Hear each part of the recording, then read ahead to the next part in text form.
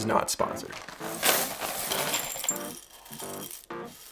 Let's talk shutter speed, aperture, ISO. All three things that you need to know how to use without even thinking about it if you're doing photography. Let's compare it to this bowl of cereal. Let's call it the shutter speed.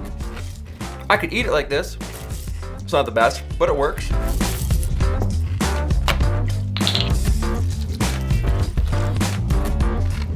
It's definitely better now. Let's call that milk the aperture, but I'm still missing something. Spoon. Now all three, a much better experience. I can enjoy this cereal the way it was meant to be enjoyed. It's gonna work better for me. It's easier to eat, tastes better, makes sense. All three things complement each other perfectly.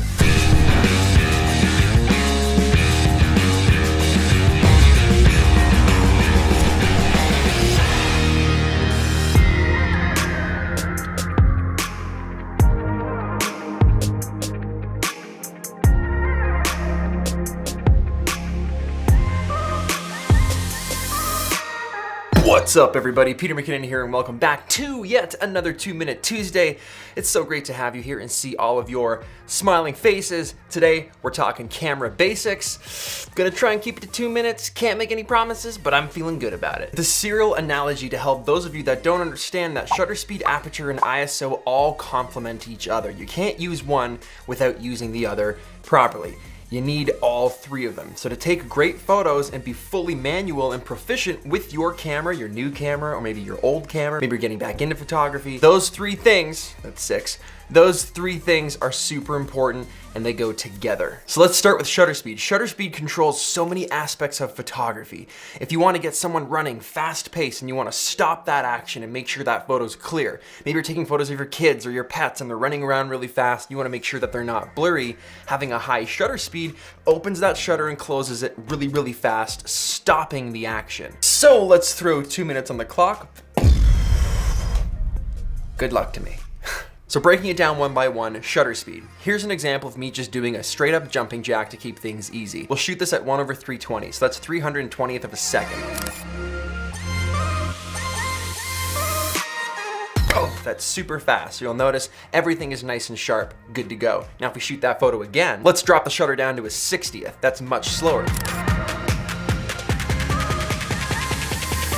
So it's opening and closing over more time, but that also lets my limbs and things move in frame because that shutter's not capturing it fast enough. So you'll notice there's a bit of image blur. A good example of a shutter speed moving from fast to slow is take a look at this small little waterfall here with the water pouring over. A fast shutter speed stops that action. You can see the water clearly. But if you slow that shutter speed down to even like half a second, it captures half a second of that flow of water, making it look like this. So you can see how shutter speeds affect not only just portraits, but landscapes and other items as well. Now, aperture kind of has two uses in photography. Yes, it lets a ton of light in so that you can get those nice bright images and have fast shutter speeds, but it's also gonna change what's happening in the background.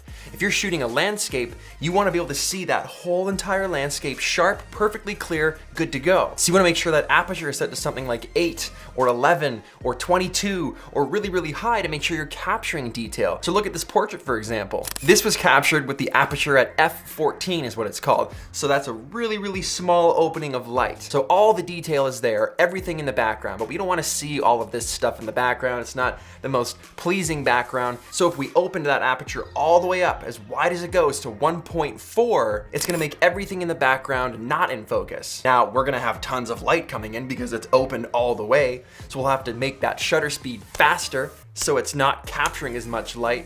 And then when you combine those two things together, you get an image like this. The background is more shallow. It puts more focus on the subject, the portrait, the item that you're shooting, the person that you're shooting. And that's where those two things come together. Now, like we've mentioned before, different lenses are going to give you different results. Not every single lens can open up super wide. Some are longer than others, some are short. There's a myriad of different lenses that do different effects. That's why we change lenses. That's why certain lenses evoke certain emotions. That's why certain lenses are used for sports. Certain lenses are used for documentaries and movies. And that's what makes this whole art form fun, is because there's so many different tools to tell so many different types of stories depending what you're interested in. Now, where ISO comes into play is mostly in low light situations, indoors, at night, and then on top of that, if we don't have enough light, we can crank up the ISO.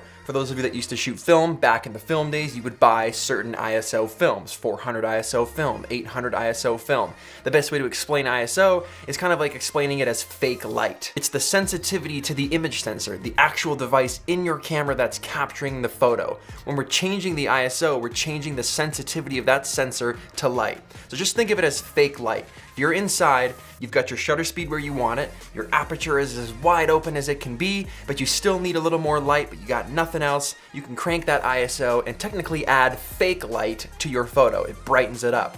But with each increment of ISO, the brighter it gets, the more you use it, the worse the image becomes, the more grainy it becomes, the more pixelated it becomes. Noisy images is what it's commonly referred to. Now, the better the cameras, the better they are in low light. The higher ISOs they can shoot at without getting grainy or noisy. So my recommendation to you is that if you are beginning in photography and you are learning these things, learn them well. Make sure that you know your aperture, your shutter speed, and your ISO. When you know those three things so well, you can look at a scene, you can look at a photo and instantly say, my shutter speed was too high. My aperture wasn't open wide enough. That lens isn't fast enough. I could probably bump the ISO. When you know by just looking at a photo how to fix it, that's when you should move on to the next step. It's like any other skill in your life that you've just forgotten about. Like when you put your shoes on, you don't think about how you're putting them on, you just put them on and you go. So that's it for me, guys. I hope you liked this video. I hope you got something out of it. I'm gonna try and sprinkle in camera basics videos here and there. There's a large audience and I don't think everyone is at the same skill set. So I think it's important to try to kind of curate some of this content to help people that are further along and people that are just starting or somewhere in the middle or maybe not sure if they're interested. And that's the reason for a video like this, because I realized I don't have anything like this. So I hope it helped you out. Hit that like button if you did, subscribe if you aren't already, and I will see you guys in the next video.